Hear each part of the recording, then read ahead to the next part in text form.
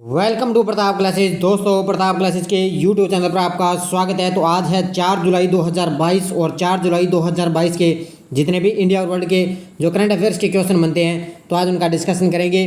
पूरा वीडियो ध्यान से देखना और लास्ट में आपसे क्वेश्चन पूछूंगा जिनका जवाब आपको कमेंट बॉक्स में देना होगा। तो सभी विद्यार्थियों को गुड मॉर्निंग। स्टार्ट करते हैं आज टुडे मोस्ट इंपॉर्टेंट क्वेश्चन। और जो भी विद्यार्थी हमारे इस चैनल पर नहीं है तो चैनल को सब्सक्राइब कर लें और इसके पास लगे बेल आइकन का घंटा दबा लें ताकि हम जैसे वीडियो अपलोड करें उसका नोटिफिकेशन आप तक पहुंच जाएगा। वीडियो लाइक और शेयर करते रहना। पीडीएफ आपको इसकी टेलीग्राम पर प्रताप क्लासेस सर्च करके वहां से आप डाउनलोड कर सकते हो और इस वीडियो के डिस्क्रिप्शन में भी टेलीग्राम का लिंक है, वहां जाकर भी इसकी पीडीएफ आप डाउनलोड कर सकते हो। तो स्टार्ट करते हैं आज की हमारी क्लास। पहला क्वेश्चन देखिए, हाल ही में विश्व खेल पत्रकार दिवस 2022 कब बनाया गया है? तो हाल ही में विश्व खेल पत्रकार दिवस 2022 बनाया गया है 2 जुलाई को। कब बनाया गया? ये 2 जुलाई को विश्व खेल पत्रकार दिवस 2022 मनाया गया है। देखो मुख्य तथ्य, हर साल खेल को बढ़ावा देने के लिए खेल पत्रकारों की सेवाओं को चिन्हित करने के लिए 2 जुलाई को विश्व खेल पत्रकार दिवस मनाया जाता है। इंटरनेशनल स्पोर्ट्स प्रेस एसोसिएशन ने 1994 में विश्व खेल पत्रकार दिवस की स्थापना की थी। तो ये ध्यान रखना, 1994 में इसकी खेल पत्रकार दिवस की स्थापना की गई और ये हर साल 2 जुलाई को विश्व खेल पत्रकार दिवस मनाया जाता है। अगला क्वेश्चन देखो, हाल ही में नीरज चोपड़ा ने डायमंड लीग में कौन सा पदक जीता है? हाल ही में नीरज चोपड़ा ने डायमंड लीग में कौन सा पदक जीता है? इसने जीता है रजत पदक। कौन सा जीता है? रजत पदक जीता है। देखो, ओलंपिक चैंपियन भारत के नीरज चोपड़ा ओलंपिक चैंपियन विजेता है, स्वर्ण पदक जीता है। और नीरज चोपड़ा इन्होंने प्रतिष्ठित डायमंड लीग में राष्ट्रीय रिकॉर्ड तोड़ते हुए रजत पदक जीता है। हालांकि वह काफ़ी करीब से 90 मीटर दूर भाला फेंकने से वे चूक गए थे। तो 90 मीटर वे दूर भाला फेंकने से चूक गए, इसलिए उन्होंने रजत पदक जीता, नहीं तो ये अब की बार है स्वर्ण पदक जीते। भारतीय सेना की सुविधा नीरज पहली बार डायमंड लीग शीर्ष 3 में जगह बनाने वाले ये सफल रहे हैं। बस आपको इतना ध्यान रखना है कि डायमंड लीग में राष्ट्रीय रिकॉर्ड तोड़ते हुए इन्होंने रजत पदक जीता है। अगला देखो, हाल ही में पीएम मोदी ने किस शहर में बॉस इंडिया के स्मार्ट परिसर का उद्घाटन किया है?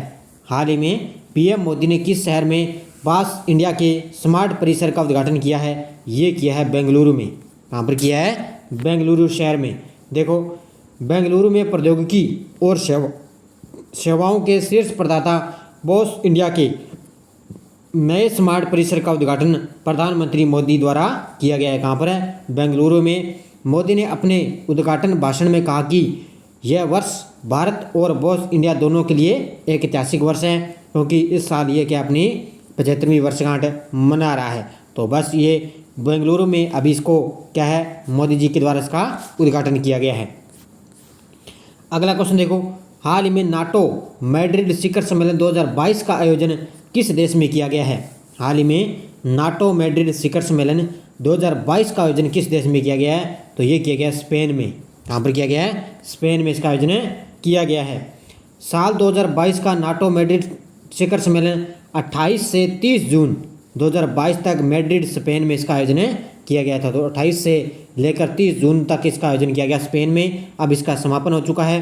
साल 1957 में पेरिस में आयोजित पहली शिखर बैठक के बाद से यह शिखर सम्मेलन का 32वां संस्करण था। कौन सा? ये 32वां संस्करण था। शिखर सम्मेलन की अध्यक्षता नाटो के महासचिव हैं जेंस स्टोलनबर्ग ने की थी। तो ये जितने भी अध्यक्ष हैं अच्छी तरह से याद रखना, एग्जाम में पूछे जाते हैं। तो इनका मुख्यालय है, चाहे कोई भी अध्यक्ष है तो इनको आप ढंग से पढ़ लेना।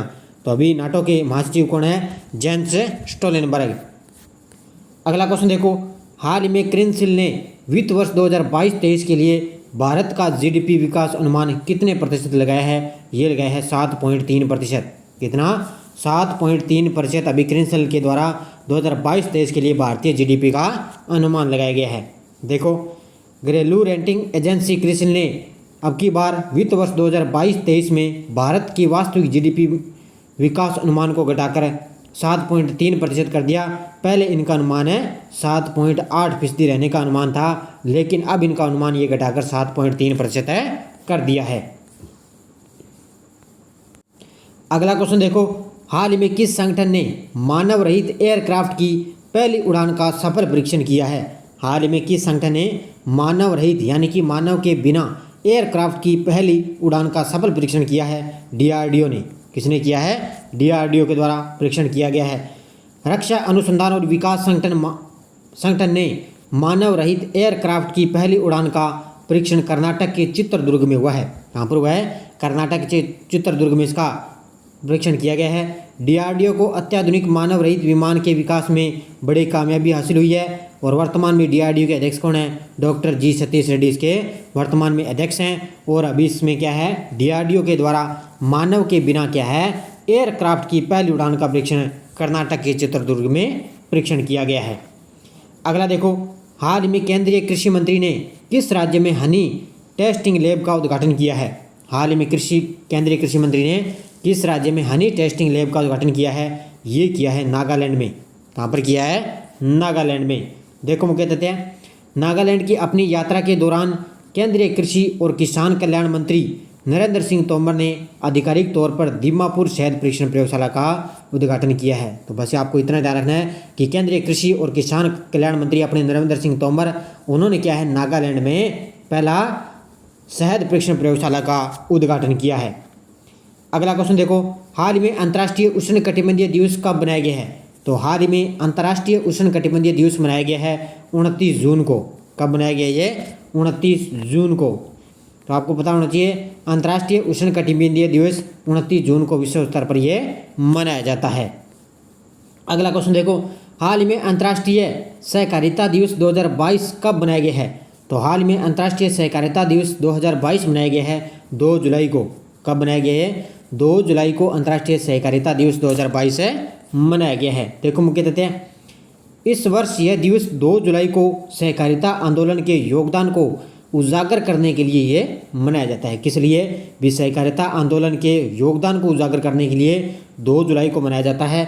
और इस साल 2 जुलाई को दुनिया भर की सहकारिताएं 100वां अंतर्राष्ट्रीय सहकारिता दिवस ये मनाया गया है या मनाएगी। तो मनाया जा चुका है 2 जुलाई को। इसमें सहकारिता अब की बार क्या है? 100वां अंतर्राष्ट्रीय सहकारिता दिवस मनाया गया है। कब है? 2 जुलाई को। अब देखो पिछले वीडियो का क्वेश्चन है, हाल ही में चारों ग्रैंड स्लैम में 80 मैच जीतने वाले पहले खिलाड़ी बने हैं। तो ये बने हैं नोवाक जोकोविच।